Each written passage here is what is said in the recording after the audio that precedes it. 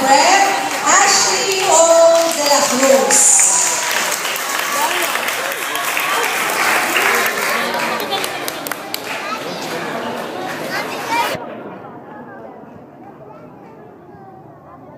Congratulations to all our students.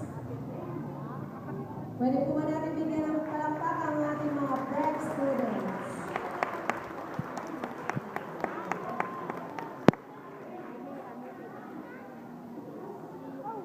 They are the proud parents of Ashley de la Cruz.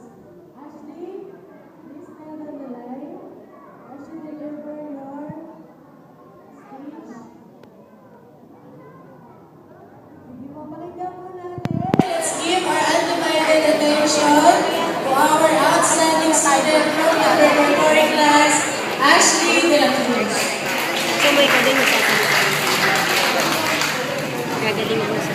Blessed day to all of you, especially to the parents, guests, teachers, and my schoolmates and classmates.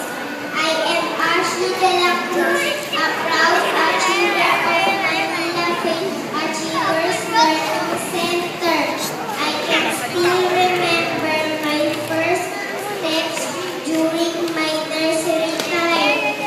Mommy used to watch over me because of my fear, but as time goes by, I learned to stand tall and be smart. With the help of Jesus, my dad, mom, my younger sister Shelly, and my teachers, I excel and do them that I can. Now, at this moment, I thank them again for helping me reach my first step to milestone.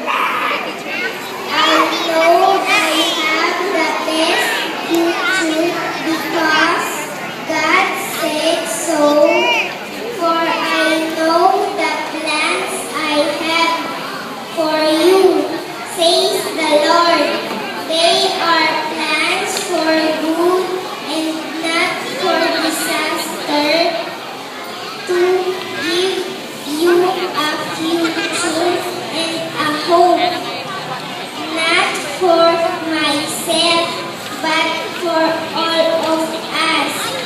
Thank you, Lord, for using Manila Faith Achievers Learning Center as instrument for my learning and progress. I will always cherish the moments of my preschool days I spent here. For now and always, I will be grateful that I am an achiever. Blessed day to all of us once again. To God be the glory!